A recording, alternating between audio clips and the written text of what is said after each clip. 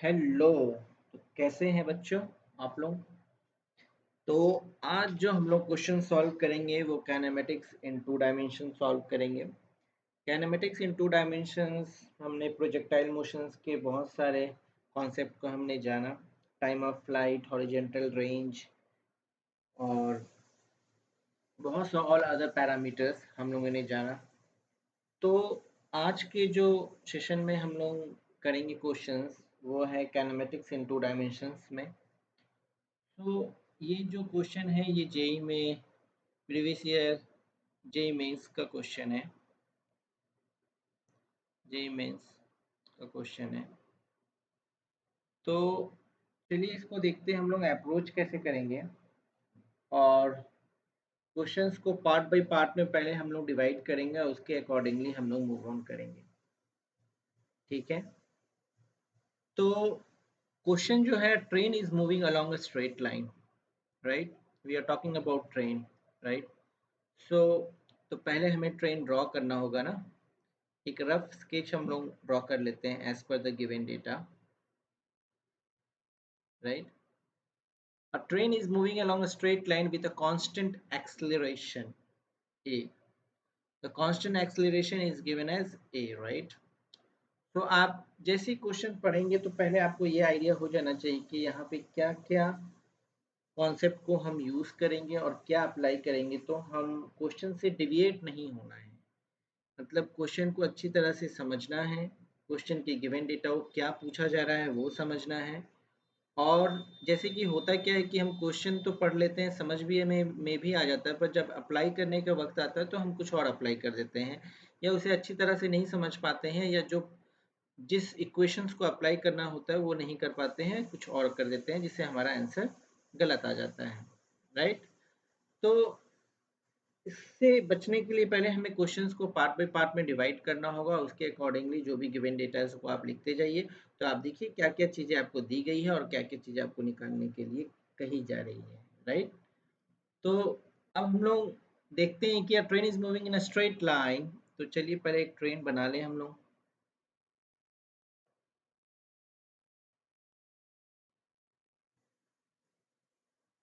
और ये मान लीजिए ट्रेन का चक्का है, राइट।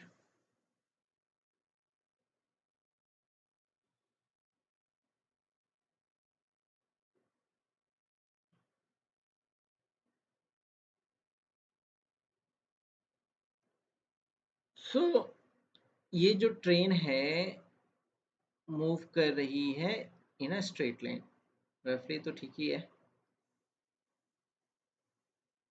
यहाँ पे एक्सेलरेशन क्या है? Acceleration is constant, is constant. Acceleration constant है, okay. Constant acceleration,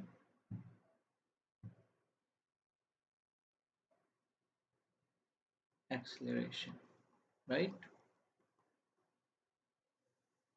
A girl standing in the train throws a ball forward, right. One girl is here, right.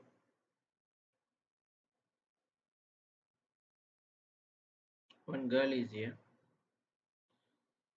Girl is standing in the train, throws a ball forward with a speed of 10 meter per second. Forward, right. So a girl is throwing a ball with a speed of 10 meter per second, right, at an angle of 60 degree to the horizontal. बहुत ही simple है, 60 degree to the horizontal. तो हम दूसरा colour ले लेते हैं जिसे आपको आसानी से समझ में आ जाए। तो ये 60 डिग्री टू द हॉरिजेंटल यही है। हॉरिजेंटल हम थोड़ा ऊपर करके ड्रॉ कर लेते हैं। 60 डिग्री टू द हॉरिजेंटल मतलब ये होगा अलोंग दिस लाइन ही। तो 60 degree along the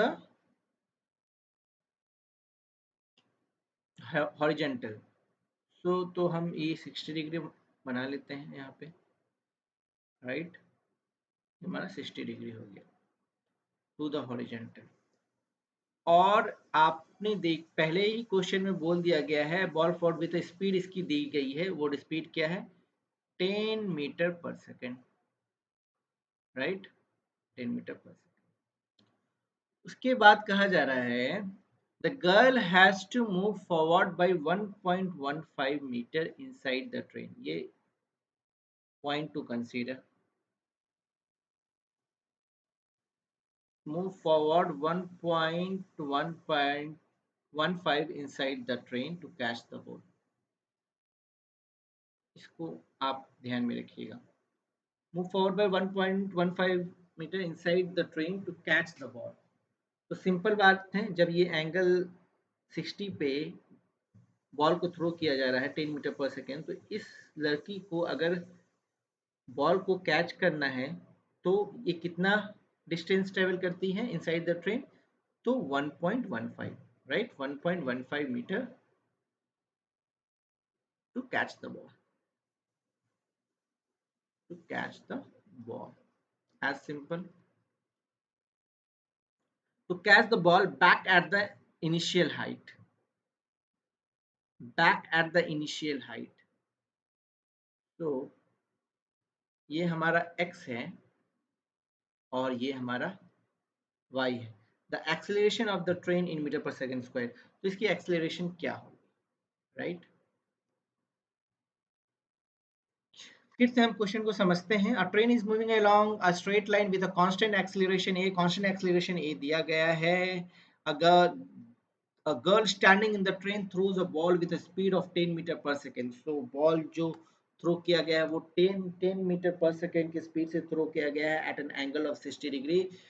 the girl has to move forward by 1.15 metre. उस लड़की को उस बॉल को कैच करने के लिए एक 1.15 मीटर आगे बढ़ना पड़ेगा at the initial height, ball back at the initial height, right. The acceleration of the train is. So इसे अप्रोच करने का बहुत ही सिंपल है।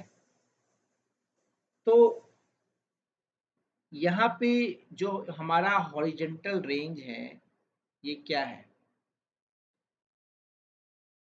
जो स्पीड है एक्स डायरेक्शन में,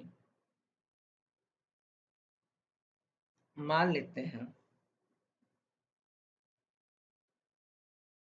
ये जो स्पीड है एक्स, जो डिस्प्लेसमेंट है एक्स डायरेक्शन में, इसे आर मान लेते हैं, right.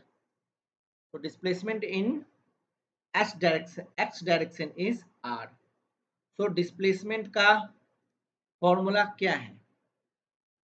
S equal to U T plus half A T square, right. So u क्या होगा हमारा? u कंपोनेंट अगर हम लोग y डायरेक्शन में लेंगे तो u sine theta, u of y, right. और हम x डायरेक्शन में लेंगे तो u x equal to u cos theta, right. पर s क्या है हमारा? s डिस्प्लेसमेंट है। ये डिस्प्लेसमेंट क्या है? हॉरिजॉन्टल रेंज के बराबर नहीं है, यही तो डिस्प्लेसमेंट है r। तो हम इसे r equal to U T plus half A T square लिख सकते हैं, right. So r equal to U T plus half A T square.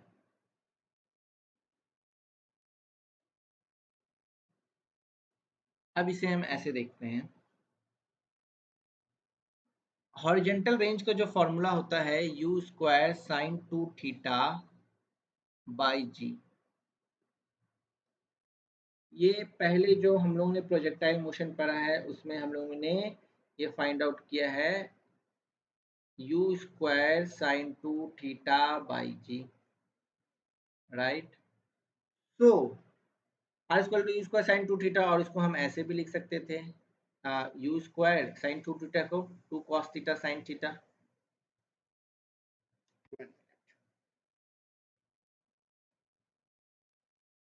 You square 2 sine theta cos theta, right, divided by g. ये हम लोगों ने पहले ही drive कर चुके हैं, राइट। तो अब हम आर जो हमारा डिस्प्लेसमेंट है अलोंग द एक्स एक्सिस वो आर है, तो आर एक हॉरिजेंटल रेंज हुआ हमारा, राइट। तो उसे हम लिख दिए हाफ ए टी स्क्वायर, ए क्या होगा, एक कांस्टेंट है, टी स्क्वायर, टी क्या होगा बताइए, टी क्या होगा, टी यहाँ से यहाँ तक का टी क्या होगा, ये जो डिस्टेंस है, ये पूरे जो ट्रेवल बॉल को जो फेंका गया यहाँ से यहाँ तक, यहाँ से यहाँ तक किया, ये बॉल है, फिर यहाँ के वो कैच करती है, ये यहाँ पे इनिशियली खड़ी, यही तो टाइम ऑफ फ्लाइट है। तो टाइम ऑफ फ्लाइट क्या होगा, t equal to, t equal to t means time of flight, तो t equal to time of flight. So time of flight 1/2 half time of flight क्या है हमारा, 2u sine theta divided by g whole square. चलिए इसे पहले साफ कर लेते हैं, नहीं तो आप कंफ्यूज हो जाएंगे।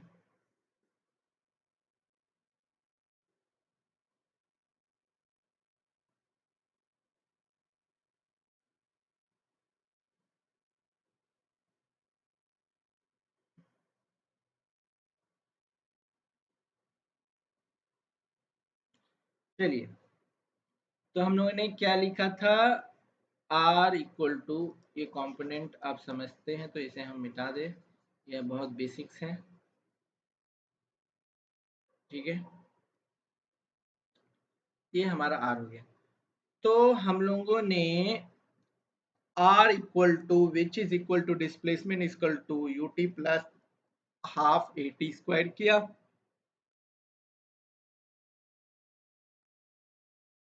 राइट। r जो है हमारा क्या है, हॉरिजेंटल रेंज है, तो हॉरिजेंटल रेंज का formula u square sine 2 theta by G, right, equal to half A, T क्या है, टी टाइम ऑफ फ्लाइट के बराबर है, टाइम ऑफ फ्लाइट का फॉर्मूला क्या है, 2u sine theta divided by G the whole square, right, plus 1.15, कितनी distance travel करती है, प्लस 1.15 मीन्स ये बॉल को कैच करने के लिए कितना मूव फॉरवर्ड करती है, तो 1.15। तो अब इसे सिंपली सॉल्व कर दीजिए, u कितना है, 10 है, इनिशियल velocity कितना है, u इक्वल टू 10 मीटर पर second which is given in the problem, so you can write this one, 10 square is 100, right, sin 2 theta, so इसे अगर हम लोग सॉल्व करेंगे तो हमारा वैल्यू आएगा √3/2, √3/2 आएगा, कैसे आएगा, साइन 60 डिग्री, साइन 2 थीटा कितना है,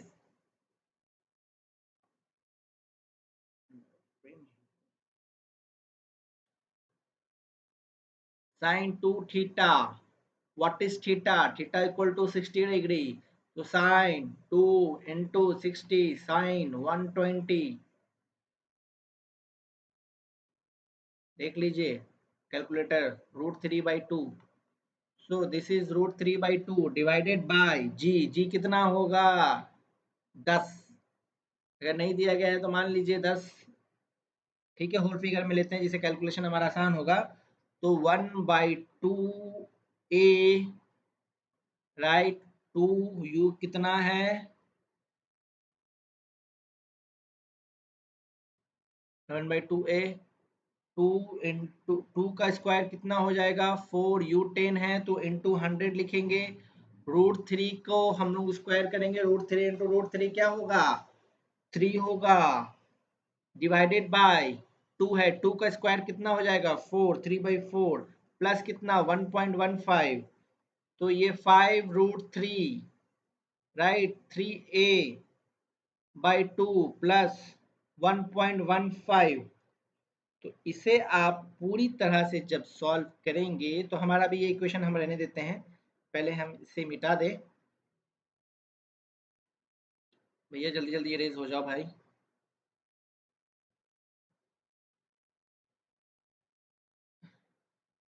तो हमारा जो एक्सप्रेशन क्या आया, भैया हमारा पेन ढंग से आज काम नहीं कर रहा है, लग रहा चार्ज नहीं किया गया है प्रॉपरली। इसके लिए माफ़ी चाहते हैं आप लोगों से।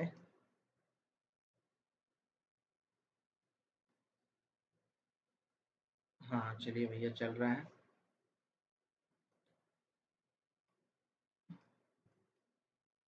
तो क्या होगा, 5√3 right equal to 3a/2 plus 1.15। So इसको अगर अगर फर्दर सॉल्व करेंगे तो क्या हो जाएगा, 2 इंटू 5, 5√3 इक्वल, मैं थोड़ा फास्ट कर रहा हूँ, आप लोग देख लीजिएगा, 2.30 तो 10√3, 10√3 equal to 3a plus 2.30 right. तो क्या हो जाएगा, √3 का वैल्यू क्या होता है, 1.73। √3 वैल्यू यहाँ पे लिख लीजिए, √3 इक्वल टू 1.73। तो 1.73 right, minus 2.3 equal to 3a right. तो a कितना होगा, यहाँ से आप कैलकुलेट करेंगे तो 15/3 हो जाएगा right, which is a equal to 5 meter per second is the answer for this question. So जो पूछा जा रहा था हमें फाइनली वो प्राप्त हुआ। So the acceleration of the train in meter per second is a is equal to 5 meter per second. तो ये सारे सिनेरियो का आपने समझ गया, इसमें हम लोगों ने प्रोजेक्टाइल्स के कॉन्सेप्ट को यूज किया है। प्रोजेक्टाइल के हम लोगों ने 3 टर्मिनोलॉजी के बारे में बात किया था। पहला था, हमने टाइम ऑफ फ्लाइट के बारे में प्रीवियस वीडियो में हमने डिस्कस किया था। उसके बाद मैक्सिमम हाइट के बारे में डिस्कस किया था, और उसके बाद हम लोगों ने हॉरिजॉन्टल रेंज के बारे में डिस्कस किया था। तो सारे फॉर्मूलाज का अगर आप यहाँ अप्लाई कर देंगे तो आपको the acceleration of the train आसानी से आ जाएगा। So execution of the formula plus basic mathematics will give you the correct answer for the acceleration of the train. Hope you have understood somewhat about this question. आप इसे फिर से redo कीजिए, बार बार practice कीजिए, इसे अच्छे से समझिए। आप अपने कॉपी पेन लेके इस क्वेश्चन को नोटेड डाउन कीजिए, आप अपने तरीके से सॉल्व करने की कोशिश कीजिए, और भी इसके तरीके हैं सॉल्व करने के। तो तब जाकर आपको ये क्वेश्चन अच्छी तरह से समझ आएगा और आप इसे कम समय में कर पाएंगे। क्वेश्चन करनी बड़ी बात नहीं है, इसे कम समय में और लेस टाइम मैनेजमेंट के साथ अगर आप क्वेश्चन को एग्जीक्यूट करेंगे तो definitely you will be able to solve the question within a stipulated period of time. So thank you so much for watching. So we meet you in next class.